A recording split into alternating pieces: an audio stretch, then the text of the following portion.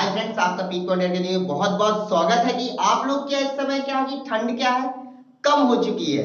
अभी क्या थी, ठंड बहुत तेज थी। आप लोग को बहुत अच्छा चांस मिला ठंड कम होने के बाद आप लोग अपनी पढ़ाई को बहुत अच्छी तरीके से भी कंटिन्यू कर सकते हैं। राइट दोस्तों, तो अब मैंने आपको आईटीआई की जो मैंने आपको इंफॉर्मेशन प्रदान की थी, मैंने आपको बताया था कि बैटरी एक चैप्टर चल रहा था आपका सेल में आपको मैंने बताया था बैटरी की क्षमता के बारे में आपको बताया था मैंने।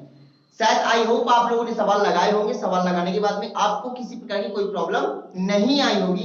आइए हम दोस्तों देखते हैं कि उसकी जो क्षमता होती है बैटरी की क्षमता को किसके समानुपाती होता है, किसके व्युत्क्रमानुपाती होता है, बैटरी की क्षमता किन किन चीजों पर निर्भर करती है, मैं आपको ये बताने वाला हूं इस वीडियो पे। अब आप इस वीडियो को इसलिए आपको बहुत इंपॉर्टेंट है क्योंकि अक्सर इससे 3 क्वेश्चन पुट अप होते हैं इन पॉइंटों से, जो आपके लिए ये पॉइंट बहुत ही ज्यादा इंपॉर्टेंट है। तो आइए दोस्तों हम देखते हैं वो पॉइंट क्या है जिनके बिना आपकी सेल अधूरी है। आइए, बैटरी की क्षमता जो है वो एक्टिव मटेरियल के समानुपाती होता है। एक्टिव मटेरियल होता क्या बेटा, जो हम इलेक्ट्रोलाइट प्रयोग करते हैं उसके समानुपाती होता है। मैंने आपको लिखा भी है, वे सभी पदार्थ जो एक वैद्युत रासायनिक क्रिया में भाग लेते हैं क्या कहलाते हैं बेटा, एक्टिव मटेरियल कहलाते हैं। मैंने आपको एक्टिव मटेरियल की भी डेफिनेशन अच्छी तरीके से लिख दी है। अब आप देखिए जो बैटरी की कैपेसिटी मैंने और करके लिखा है, यानी यदि आपको पूरी तरीके से पॉइंट को नहीं देखना है तो सीधे सीधे इस पॉइंट को याद रखें और आपको क्या हो जाएगा, पूरा जो आपका क्वेश्चन है वो पूरी तरीके से सॉल्व हो जाएगा। आप देखिए कैपेसिटी यानी क्षमता समानुपाती होती है एक्टिव मटेरियल की, जो एक्टिव मटेरियल होता है आपका इलेक्ट्रोलाइट वही उसकी समानुपाती होती है।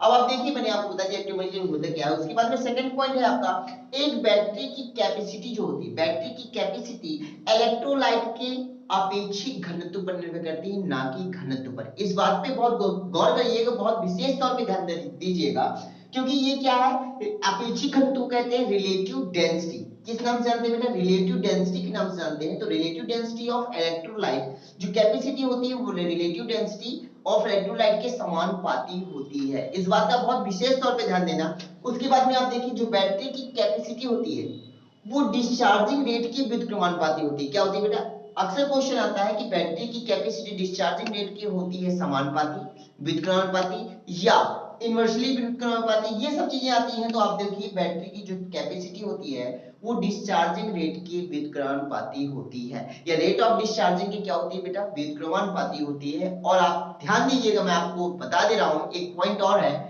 कि बैटरी की जो कैपेसिटी होती है वो कभी चार्जिंग रेट पर निर्भर नहीं करती है, बल्कि बैटरी की डिस्चार्जिंग होने की दर पर निर्भर करती है। क्योंकि ये वाला पॉइंट बहुत ही इंपॉर्टेंट है, तो इस पॉइंट को मैं आप लोग को इजी पार्ट में ही बताऊंगा कि बैटरी की क्षमता, नेक्स्ट पॉइंट है आपका, बैटरी की क्षमता किस पर निर्भर करती है, तो बैटरी की क्षमता हमेशा डिस्चार्जिंग रेट पर निर्भर करती है। ओके दोस्तों, तो आइए फ्रेंड्स हम देखते हैं वो क्या है जो शेष पॉइंट रह गए थे। आइए हम देखते हैं बैटरी की जो कैपेसिटी है वो चार्जिंग रेट पर कभी निर्भर नहीं करती है, जो मैंने आपको पहले बता चुका हूं। उसके बाद में आप देखिए एक लेड एसिड बैटरी का जो इंटरनल रेजिस्टेंस होता है वो होता कितना है, वो हुई होना कितना चाहिए, तो वो 0.08 से 1.0 ओम होना चाहिए। ये आपकी क्या है, इंटरनल रेजिस्टेंस की नॉर्मल वैल्यू है कि इतना इंटरनल रेजिस्टेंस, यदि इससे ज्यादा है इंटरनल रेजिस्टेंस तो वोल्टेज क्या होगा, उसकी जो वोल्टेज देने की कैपेसिटी है वो क्या हो जाएगी बेटा,